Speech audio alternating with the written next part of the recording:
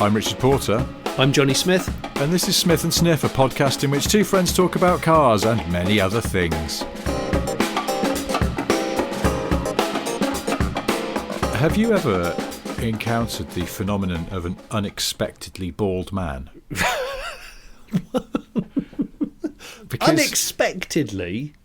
Unexpectedly bald. I feel like this might have been a plot device in Curb Your Enthusiasm, but it happened to me yesterday and it really caught me out for reasons I can't properly explain. This guy came over to sort out a couple of things in our garden. Right. And lovely chap. Sweet guy. And he came over initially to do an estimate, and he was wearing, I think, a beanie hat, and then had got a hoodie on over the beanie hat, kind of. So he was like maximum head coverage. Right. And he had a very big beard. My mind had just sort of mentally filled in that because he had a big beard, he also had a lot of hair, and his beard was very black, sort of really sort of dark black beard, impressive beard. So I thought, oh, he must have a forehead of hair. And then he came back to actually sort the stuff out, and he'd got his hoodie up, and then he when he was doing the work, getting rid of all these rogue plants that we've got coming out the back of our garden, he flipped his hoodie down, bald as a coot, and it really threw me off because I like to the point where I was, he came to talk to me. I was like, oh, I thought you had hair.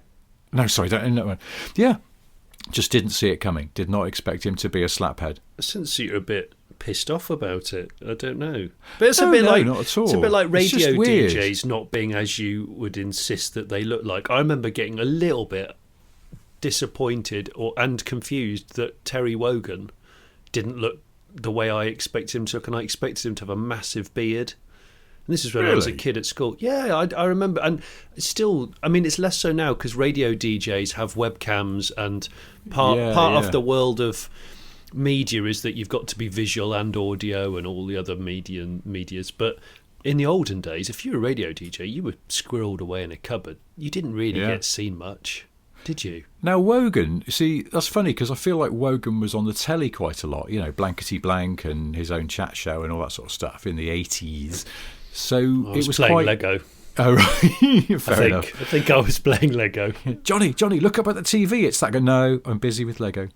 The one that really threw me as a kid was Steve Wright, because I remember distinctly seeing a picture of him in the Radio Times and almost refusing to believe that this sort of slightly rat-faced man with a moustache was the guy off the radio who did all the chitty-chat stuff with his posse.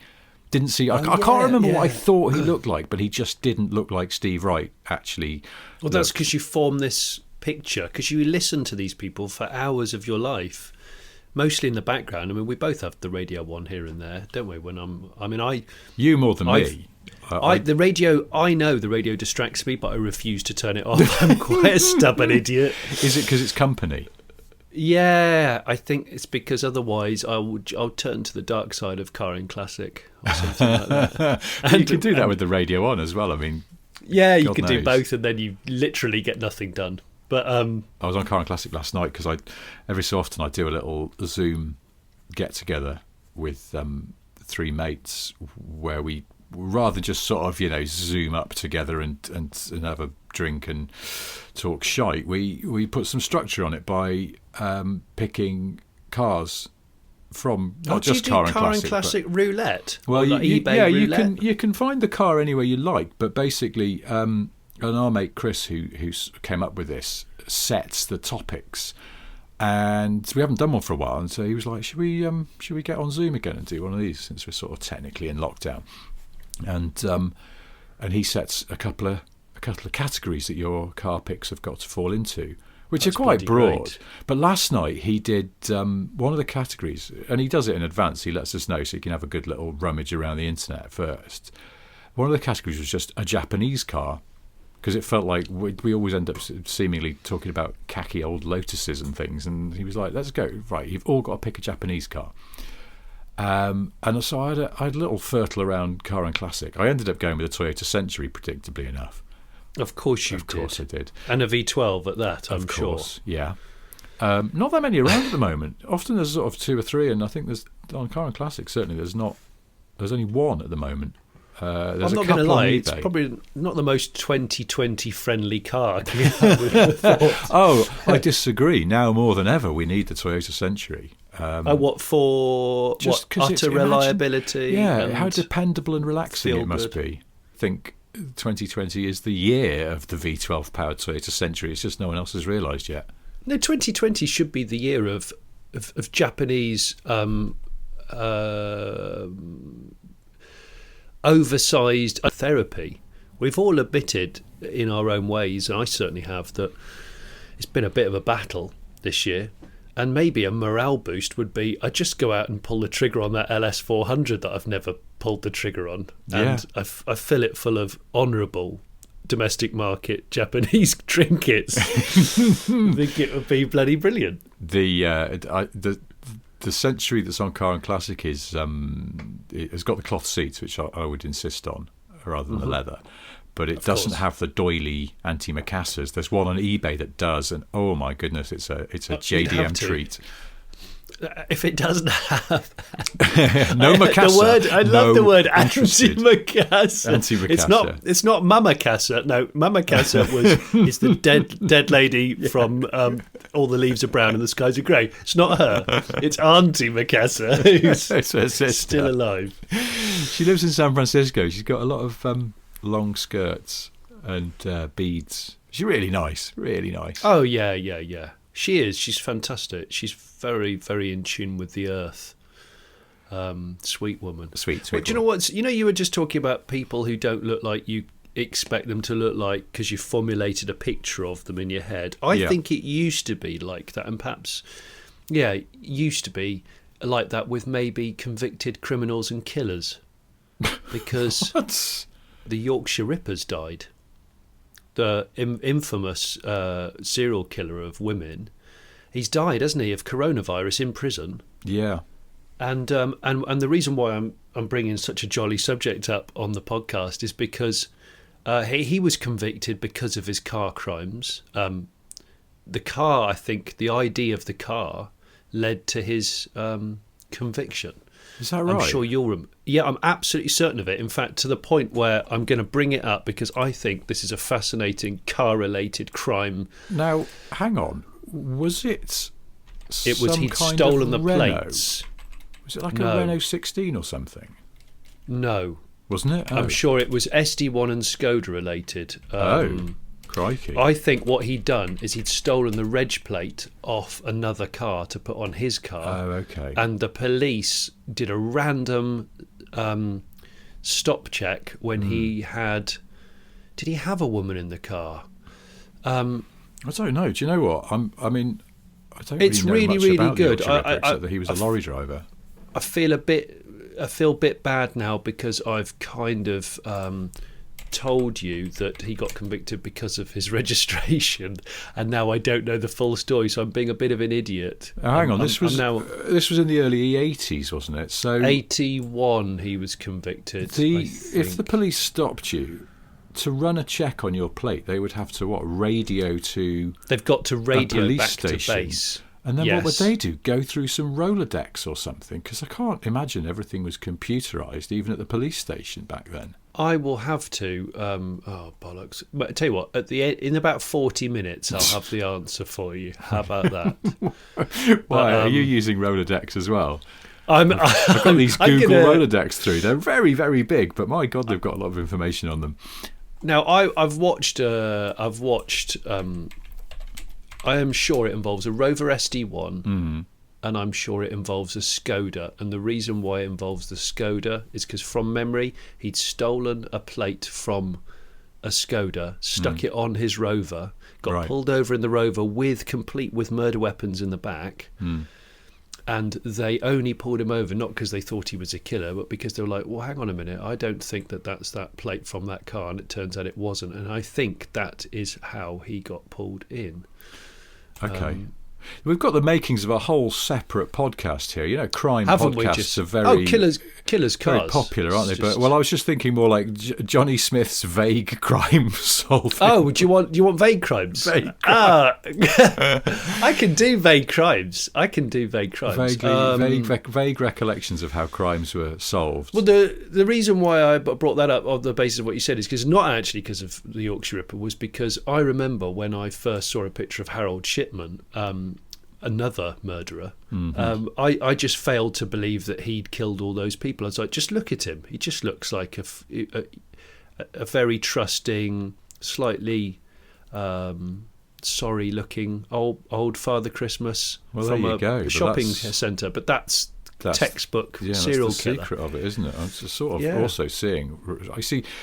I thought that Sutcliffe had a Renault 16 because I thought Shipman definitely had a Spas, which was notorious. Was it red? Maybe, but I'm pretty certain he was seen with it a lot. Once upon a time, during scripting for Top Gear when I worked there, we were able to convincingly construct a case that all serial killers enjoyed a practical Renault. And we definitely found a few examples. I'm pretty sure of it. Is that something that Renault could use in PR literature at any point? I think they should probably have a meeting about it before they commit fully to the the car of choice for serial killers angle, PR-wise. But you can hear my old-fashioned keyboard clicking away because I'm determined to. I'm sure the Yorkshire Ripper drove a Rover SD1, but the problem is you know what? Google today is just not right. I'm going to do a Trump. Everything I'm looking at Google today isn't right. It's not right. It's Why not right. Why don't you try another search engine such as DuckDuckGo or Bing? I've got Ecosia on the go now. Ecosia? Who is that? You got to say it with the West Country accent. Ecosia. Ecosia is really good, and they're not paying me to say this, but every time you use Ecosia to search for something, they promise to plant a tree. No. They do. And So you could just sit there all day searching for things, and they would have to plant like 200 trees. It's absolutely true. It's their tagline is "Search the web to plant trees," and I switched to. Excuse me, I've got indigestion. This is going well. I know, I'm broken. Serial killers and burps. We search the web. No, sorry, you search the web. We plant the trees. Ecosia is like no other search engine. I'm doing this wrong. Ecosia is like any other search engine with one major difference. We use our profits to plant trees. It's really true. I'm not just making this up. I've made most of the other stuff up today on the podcast, but I'm not actually making this up. Okay. I promise you, man. I promise you. I wasn't going to talk about the Yorkshire Ripper and their car connections, and I wasn't going to talk about anything. Do you know what I'd written down? I'd written two things down today. One of them, which made me chuckle, was just came on the radio before phoning you up, was the "You're the One That I Want" song, Olivia Newton-John, Travolta from Grease. Yes. And you know, we've talked about this before, but musicals are something that jar with me. I'm not sure I can accept them. However, Grease, I got brought up with Grease, and I've watched it way more than any other film, and I'm not going to talk about that now. But what I am going to talk about is I think Grease can quickly decide a true car enthusiast from a non-car enthusiast.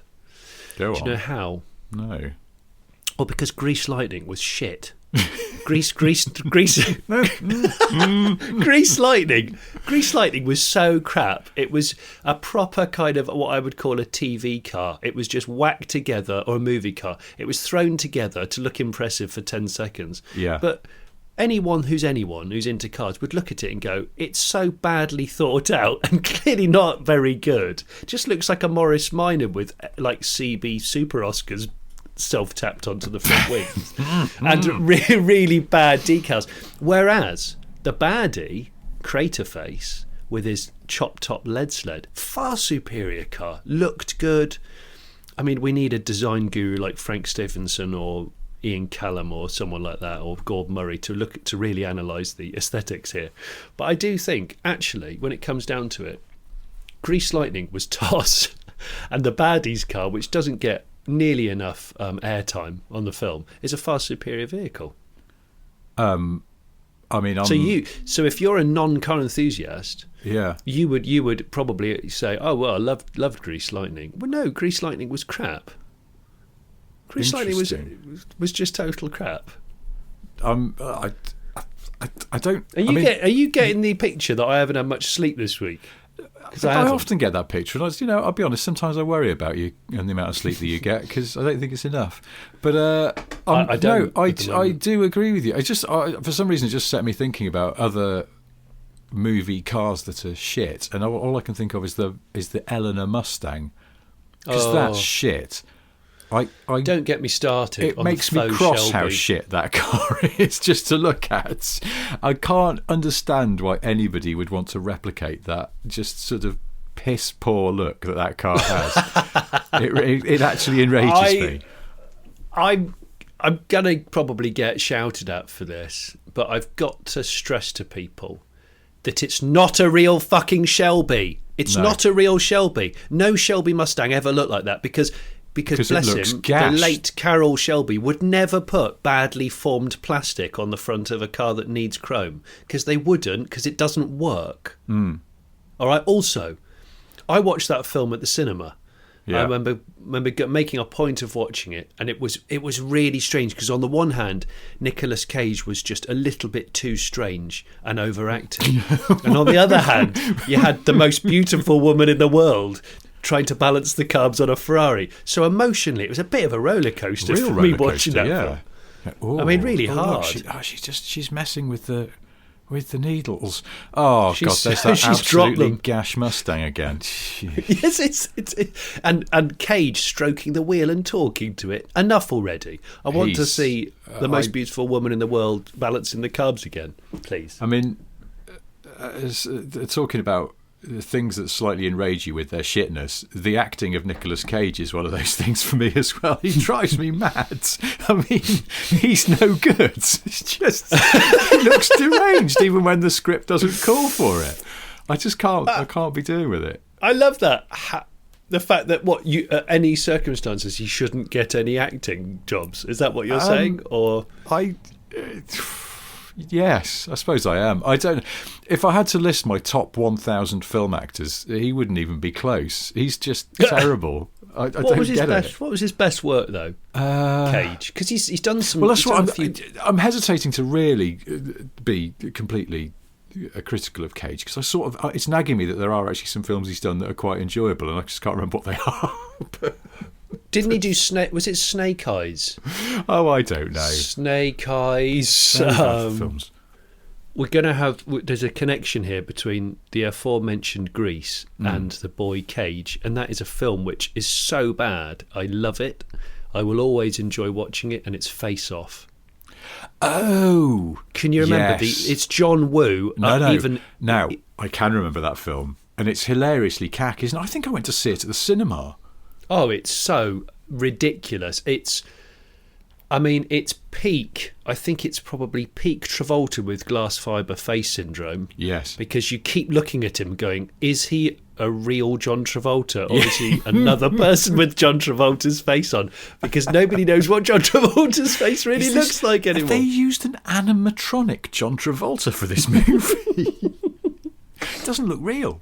No, I know. And also supremely angry in it. Like, supremely angry. Yeah. Because that was post Pulp Fiction comeback, wasn't it? Yes. Where suddenly he was just doing everything. And he sort of pissed it away a little bit. Like he came back with some credibility because of the Tarantino effect. And then it sort of frittered it away by doing really toss films. But yeah. Is John Travolta one of those people who's got quite a big face? So he seems fatter than he is. Have you ever tried to scan your own face on a photocopier by moving it from left to right as the scanning bar goes along? Yes, of course. Okay. I mean, who hasn't? And then you know what the result is like. Yeah, it does. It's not what you expect, is it? Your face is 1.5 times wider than normal. And then I've done that before. Mate, you must close your eyes. You must close your eyes. Oh, yes. That's John Travolta's normal face. It's very, very strange. But I've got so much respect for the Travolta, purely based upon Saturday Night Fever, because I still think it's a really cool film. And I've probably mentioned this in a previous Smith & Sniff video when I was sat next to you eating nuts. But yeah, there's something very cool about Saturday Night Fever, and the fact that his mate in it, who's the only one with a car, drives around in a truly beaten up 64 Impala 4-door, which is still one of the coolest cars out there. And Saturday Night Fever is, for me, one of those films. Yeah, well, I describe that as a sandwich film, and Psycho would be another one, where all you remember is the yummy, juicy bit in the middle, the filling, be it jam or a nice, I don't know, bit of ham and mustard or something. The tasty bit, you remember that. You don't remember the really thick bread around it, which is the what makes up the bulk of the film. So Saturday Night Fever, all I can remember are the famous club scenes. And yeah, actually, there's loads of bits that aren't in clubs, and there's fighting and all sorts, isn't there? And there's the C word. Is there? Travolta uses the C word. Wow. And I think he calls a woman it. Bloody hell. And that's a shocker, because you don't hear the C word in films now, really. No. It's one of those things, a bit like a fire alarm that you have to smash a piece of glass in order to activate. It's one of those things that I believe should be behind a piece of glass, and you only use it when you really have to. A bit like one of those hammers on a train when you know you've got to smash the glass to get the hammer to smash your way out of a train if things are going really badly. I worked in an office where the C word, I agree with you, because it should be kept special. For emergency use only. Yeah, I was going to say special bad, not special good.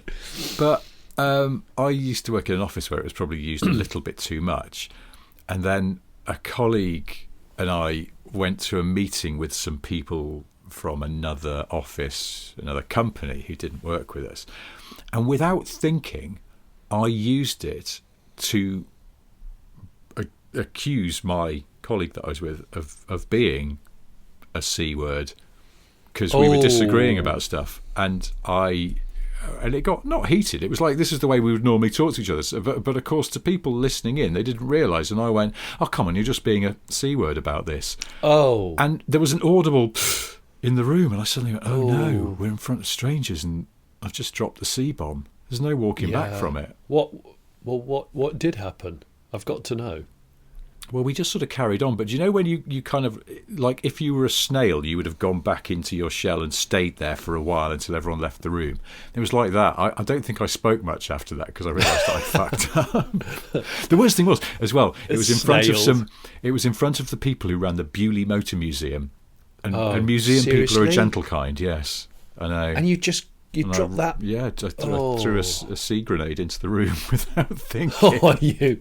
I hope you were wearing a really tall turtleneck sweater that you could duck your head into, a bit like, like a tortoise puts his head away. I think you could have done that, and then just done the ostrich thing of like, honestly, I'm not in the room anymore. Nobody's watching me. I've got nothing to contribute to anymore in the room. I tell you what, one thing you have contributed towards, you've genuinely made me lol this week with your Instagram post showing a picture of Nick Knowles in a Aston Martin Signet. Oh, yeah. Yeah, I couldn't stop chuckling about that. It's a bit of a gift, that picture. It's fantastic. And I very much enjoyed your observation about it being left-hand drive, because I hadn't really picked up on that. But, yeah, I don't know what's going on with Instagram. You're a big Instagram fan, aren't you? You use it a lot. Well, I've mentioned this before, but I was not on Instagram until I did filmed a thing of a show in the States for the BBC America, and they kind of forced me into getting an Instagram account, because they said nobody in America cares about Twitter. Because I went, I've got a fair amount of following on Twitter. They went, nobody cares about Twitter in America. You've got to be on Instagram. And I went, oh well, I've never really looked at it. This was a while ago now. So I had to get one and then try and work out why I should have one, and then just built it up from there. And of course, being self-employed, I suppose it has its benefits of unashamed self-promotion, or just, yeah, I kind of enjoy it now, although I'm being told by experts that I don't do it right. those experts, including my wife. Because every time I look at Instagram, because I wasn't really, I was on Instagram, and every so often I just put up a picture of a car that I'd seen in the street, and then I was having a chat with someone that we know about Instagram, and they were talking about how they were trying to build up an Instagram account for a project they're working on, and how they were admitting that they weren't doing it right because they weren't posting regularly enough. And I started thinking, I wonder if I start posting more regularly, if I can plump up my follower count a little bit for no real reason.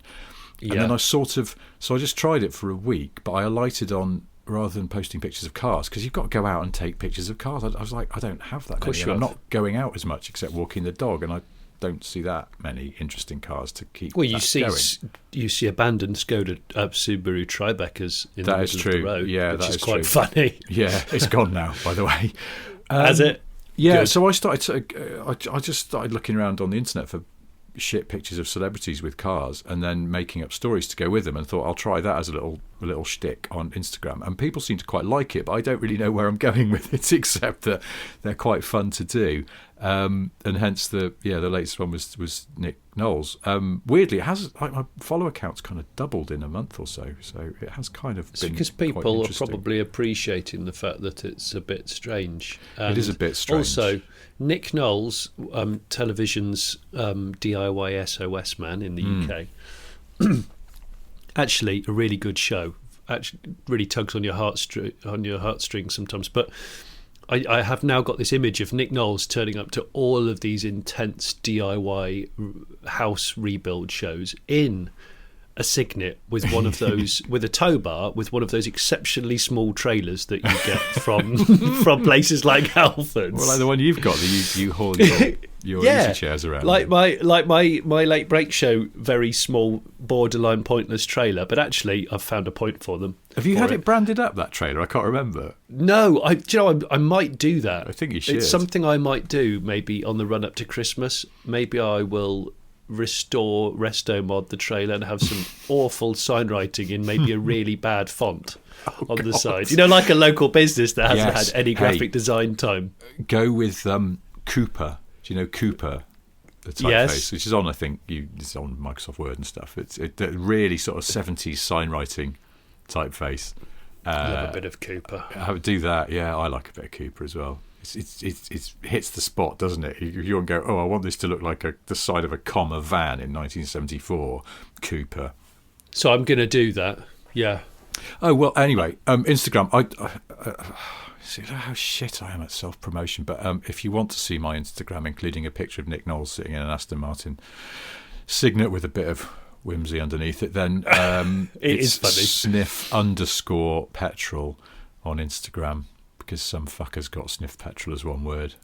Oh, it's funny. Someone took car pervert, so I couldn't do that ages ago, and I keep writing to their local MP to complain about it.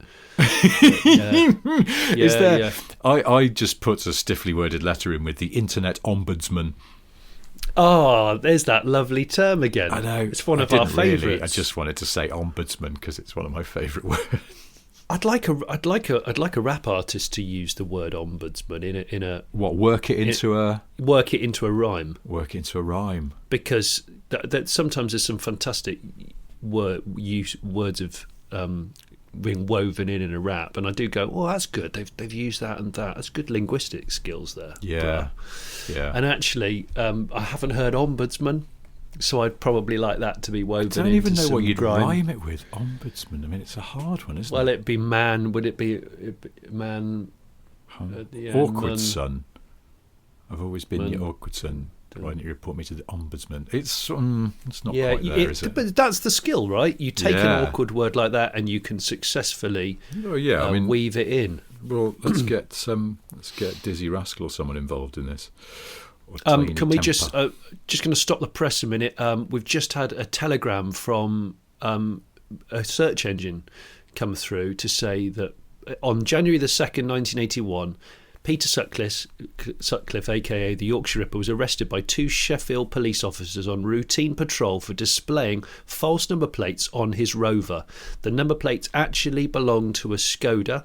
Peter Sutcliffe had stolen the plates from a scrapyard in nearby Dewsbury, and he had a prostitute in his car with him at the time who he was intending to kill, and he requested permission to go to the toilet before going to the station. And while he was being questioned at the station, one of the arresting officers decided to go and check the bushes where he'd urinated. He found a hammer and a chisel behind some shrubbery.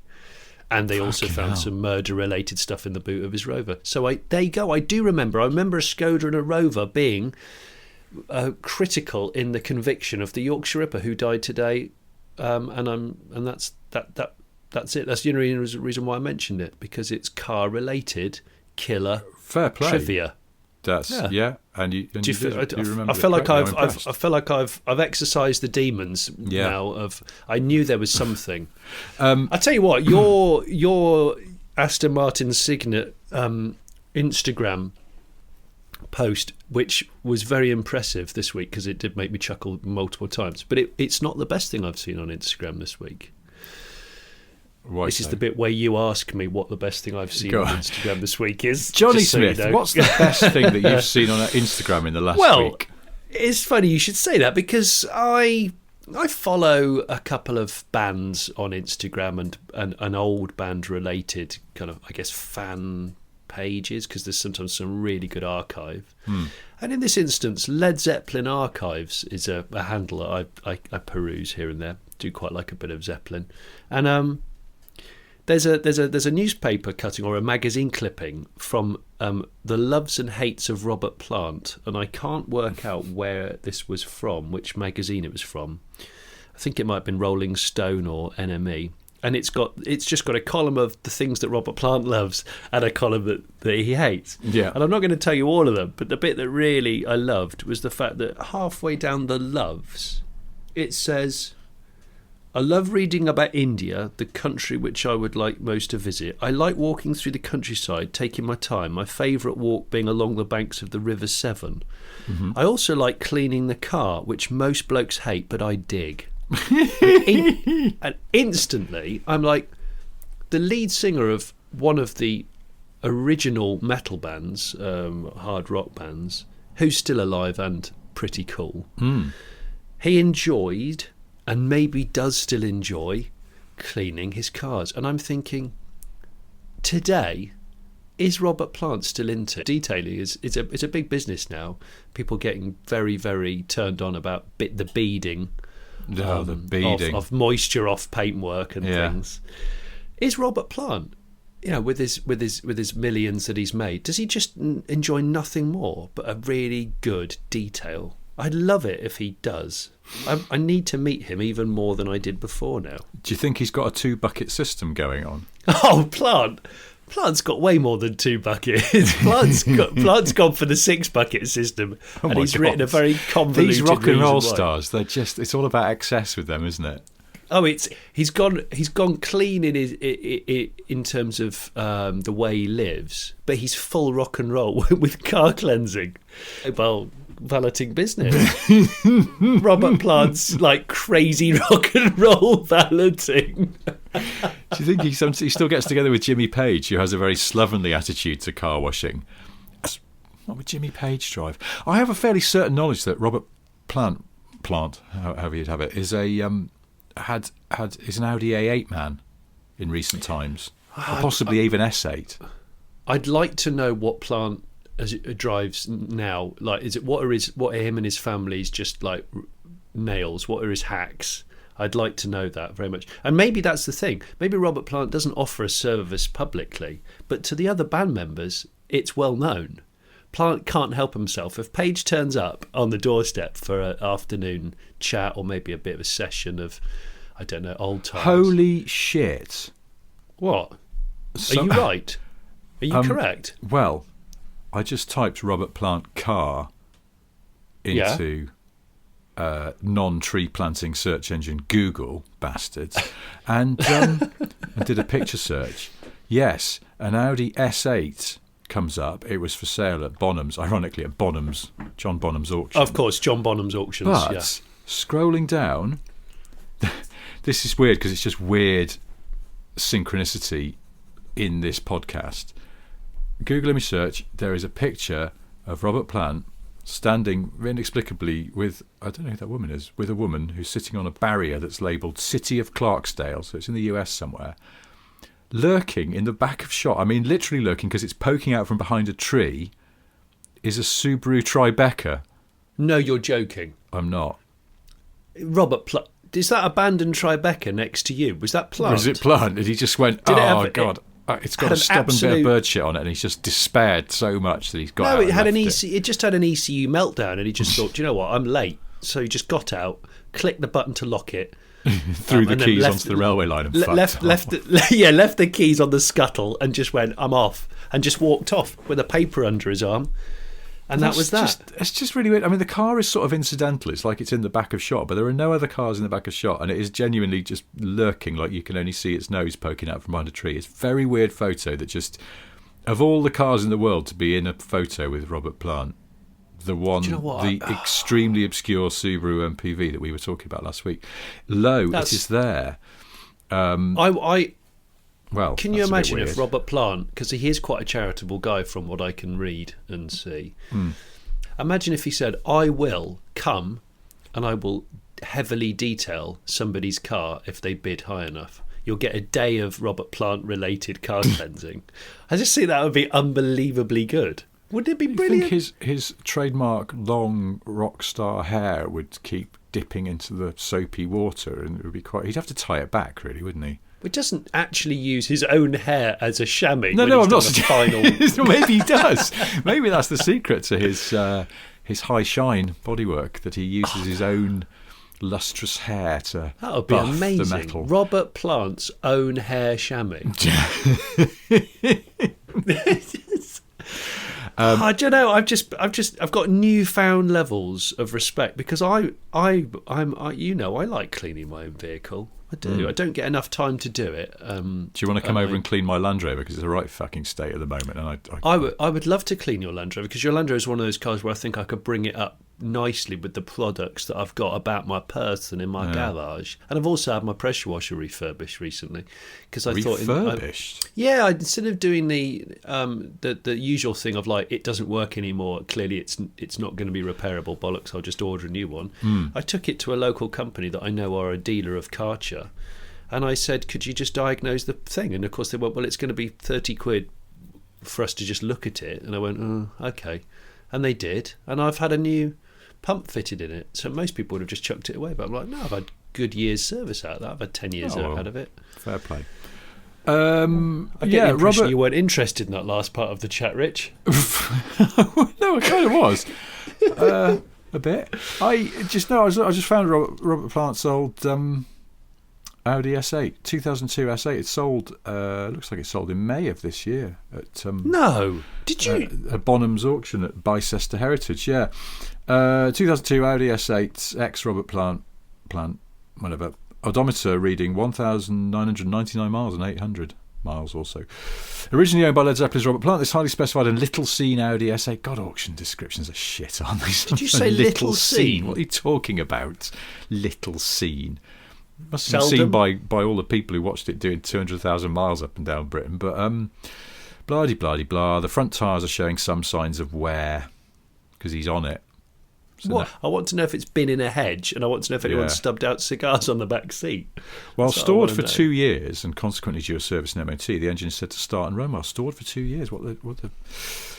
With 3 subsequent owners after Robert Plant, whose signature appears on the PDI sheet, this S8 with first-class rock and roll credentials is certainly worth closer inspection. Well, it's sold for. How much is it sell for, Rich? £2,812, including buyer's premium. You're joking? Yeah, that's sort of what an S8 would go for, isn't it? I don't feel that. Did you just say basically $3,000? Yeah. I mean, they're an expensive beast to recommission. I know they would be. Yeah, I guess. Yeah. But it's Robert Plant's actual Audi S8. I bet it was clean. Looks quite nice. I bet it was. Yeah, looks good in the pictures. I bet it was cleaned. Yeah. If anyone knows anybody associated with Led Zeppelin listening to this, I just want details of their latter year vehicles, not the rock and roll era, the more sedate middle-aged guys. I just want to go to the shops. I just want to go and hang out with some friends. I need to try. There's a few pictures of. Looks like he had an Aston. Looks like he had a DB5. And there's that picture of him with a Range Rover, the original Range Rover in the 70s that I put on my Instagram.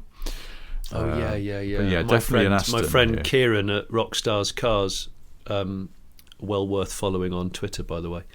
He owns the Led Zeppelin Manager's two-door range, which was spec by John Bonham.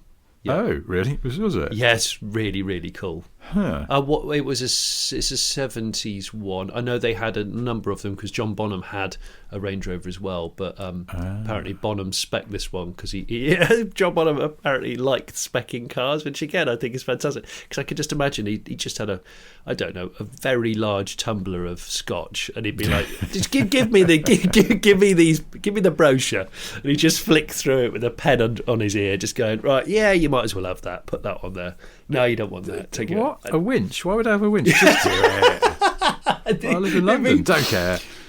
That could be a thing, couldn't it? Celebrities spec cars for people without even so much as asking what kind of a person they are, what lifestyle they have, what they really want. And then people go, well, it's great because I had this car spec by Justin Bieber. Go, but does Bieber know you? No. No. And does Bieber know that you need children's seats and stuff? Yeah. No, he's a total prick. He put in the heated rear seats, but I don't need those. Why did he do that? It cost me £450. What an absolute wanker. And the money, maybe that's what celebrities could do for charity. Like I said with ruinously specified cars. Yeah, just say, well, you've won the chance to have your car spec'd by, I don't know, insert name of person here, and they just go, yeah, I'll do that. By the way, you didn't ask me whether I liked yellow or not, but you appear to have ordered it in custom mustard yellow. I actually despise yellow, and I've got to keep this car now for a number of years. Look. Listen, look. Guys, come on, guys. For the amusement of Dan Prosser from another podcast, I'm going to say we should wrap things up, knowing full well that I've got something else I wanted to introduce, but we should sort of start looking for the exit ramp. But in the meantime, I wanted to just bring up that BMW iX that they revealed last week, just because lots of people seem to be talking about it, and a few people talked in our direction about it and went, when are you guys going to mention it on the podcast? Well, now, because... if people haven't seen it, well, consider yourself lucky. It's like you haven't seen pictures from those napalm attacks in Vietnam or something. I think it's peak self-medication design. BMW have been working towards some appalling visuals that we've seen, beaver-mouthed coupes, etc. But this is... I mean, I can't find an angle that's good. Because I've been looking. There simply isn't one. I mean, I think the thing is, like the 4 Series with that funny beaver nose, people are slightly distracted by that, and it's almost like that is deliberately leaving a dog shit nearby to attract all the flies. That funny new grille is almost like to distract people from the actual horror show. The grille is not the worst part of the 4 Series, and it is definitely not the worst part of the iX. It is the single shittiest, most sloppy, poorly resolved, badly surfaced, badly detailed piece of car design I have seen in possibly ever. It's horrific, and they should be ashamed of themselves. A Chinese startup run by meth addicts would do better at designing a car. It is absolutely appalling in every way. And I cannot believe that BMW, who I was just doing some reading up in an old car magazine this week for something else I'm writing, and I happened upon a test of the BMW 5 Series E34 shape, the late 80s into 90s one. And I looked at it, and of course they look dated now, but they look of their time, and there's nothing wrong with that. But the way that car, the proportions of that car, fundamentally the proportions, which is the first bit of car design you have to get right, they are so good. And then the detailing is so neat and thoughtful and consistent and logical. It's a lovely piece of design to this day, and it's over 30 years old. And what the merry fuck has happened to BMW design? Because it is terrible these days. My hope is that if this stuff is being aimed at the Chinese market, I need collectively, if anybody from the Chinese market is listening, to turn around and just point at BMW and go, too much. Guys, it's too much. Well, I think the best thing that people in China could do is just, vote with their wallets and not buy the fucking thing. But I mean, what's amazing is the company that can bring out, and I mentioned this on social media yesterday, the company that can do the i8 and the i3, let's just focus on the iCars, because the iCars are a bit bold, they're a bit more unique. The i3 is a fascinating car. It's not to everybody's taste, but it's different. And I know they wanted to be different, and they've pioneered it. And the i3 could come out tomorrow, and it would still look like the car of tomorrow.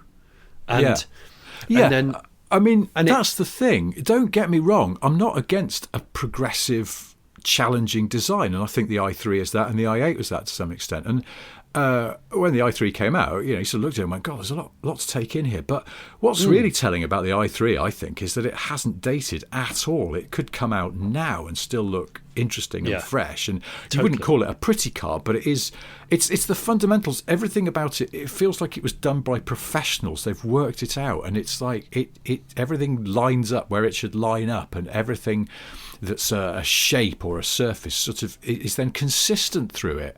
And that's what's wrong with the iX. They didn't seem to know what they were doing. And you look at the sill. It's got a grade-in sill, which looks a bit heavy-handed in itself. But then the top line of that is one angle, and then there's a blue stripe that sort of splits the difference between the horizontal lower sill and the angle of the upper trim bit. And it's just like, what the frig were you doing there? Why? And then the corners of the headlights where the indicators are curved, but then there's a trim strip that's blue in the front bumper that's got a sort of harder edge on it. It's just this fucking stuff doesn't match. No. Where on the i3 it does all match because it's been properly done, and it is a good bit of design, and it's holding up well. And it's sort of, the more, every time I see an i3 I look at it, because there's more to take in. Yeah, there is. It's like a bit of abstract art that you're not sure whether you adore it, but you're definitely attracted to it and fascinated with it. And I think there's a lot of cars out there which do that. You like them, but you don't necessarily hold your hand up and go, they're pretty. No, they're not pretty, but they're really interesting and they're good, and it's a good piece of engineering. The thing about the iX is, all the engineering beneath the surface is sort of lost at the moment, because someone out there said it could run on water and have been sold for £8,000 with a 20-year warranty. But people would still go, but I'll get the bus, mate. Yeah, I mean, and that's the real problem. I'm sure the drivetrain and the engineering behind that car are fantastic. It needs instantly reshelling. Instantly. Yeah. Yeah, it's a shame, isn't it? Because the interior, weirdly, is actually, I think, quite good. Apart from the odd-shaped steering wheel, it's got a bit of a 70s vibe, but in a good way. But it's at least I've heard the steering wheels. I've not actually seen the steering wheel. I couldn't bear myself to look at interior pictures. Well, it's not round, and that's always an issue, isn't it, in cars, I would say. Yeah. Although Allegro vibes, it's just another one where the Allegro can go, by the way, guys, I'm not the worst car ever made. There's worse.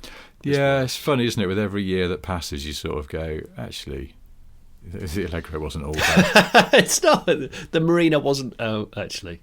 Well, I mean, that's the thing. The Marina was a very professional piece of car design. It wasn't an ugly car. It looked absolutely contemporary, and it's sort of very similar in shape and proportion to an Avenger or a Mark III Cortina, because that's the style of the time. I think the Marina was bang on trend. It was the engineering that was dog shit. And yeah, that's true. Whereas the Allegro was sort of a bit the other way around. But but neither of them was as awful as the iX is to look at. I mean, it's I don't know. I am Chris Bangle is sat. He's pissing himself. He's on one of those designer easy chairs next to one of those fires. It's not a real fire; it's a screensaver, and he's doing finger pistols to the camera and winking. I think he's got a martini glass. He's got a martini, and he's got some fantastic, fairly suave jazz, very quietly played on, on an exquisite B&O system in the background. And you're like, and he's just doing finger pistols. Room with a gorgeous view. Just to remind people, that it's like, you thought I was radical. At least I was radical with a bit of taste, guys.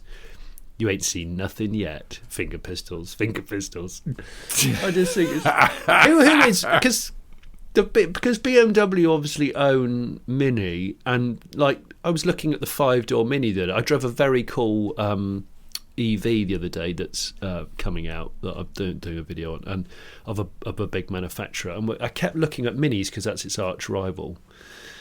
The 5-door Mini, I mean, it's so lazy and awful. It doesn't work. The 5-door Mini one shouldn't exist. The back door's too short. That's, I think, part of the problem with it. Back door's too short, and it goes right into the arch and cuts out the arch, but it still doesn't work. And then, the Mini, which is the one with the double back doors? It's not the Countryman, is it? It's the Clubman, isn't it? Yeah. It's the Clubman.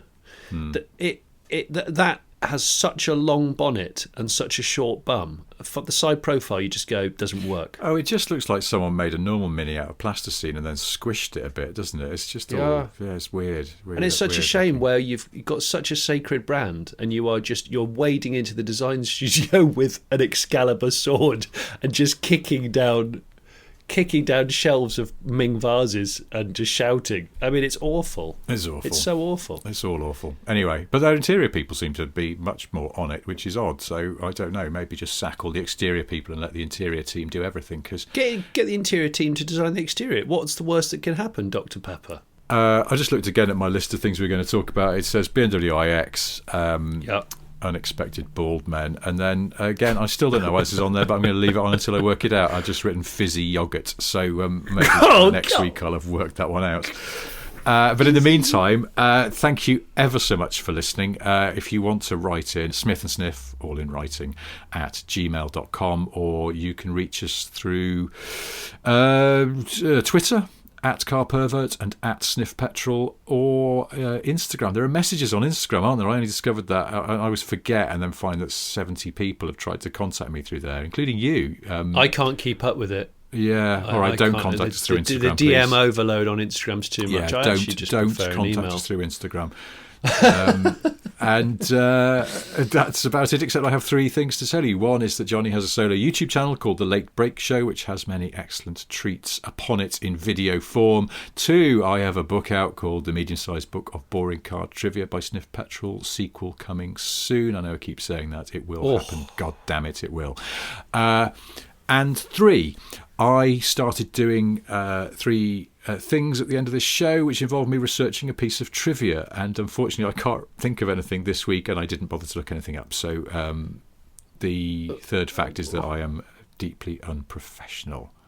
Didn't you have one that you said you were going to do this week? Hang on a minute. Yeah, I did, and I've just suddenly tried to remember what it is. It wasn't about the song Sisters doing it for themselves with Aretha Franklin and Eurythmics woman, who I forgot the name, Annie Lennox. And the fact there's just too much use of closed hi-hat that the drummer goes crazy with it, and I can't unhear it now. It's sort of ruined that song for me. But that's not car related. So it's a reasonably good fact. There we go. 3, the song Sisters Are Doing It to Themselves by Aretha Franklin and Annie Lennox has too much closed hi-hats on the rhythm track. Far too much, in fact. It's just such a stupid thing to say. And I've said it out loud on a recording. Oh well. All right, thanks for listening. We'll see you same time next week. Thank you for listening. Goodbye.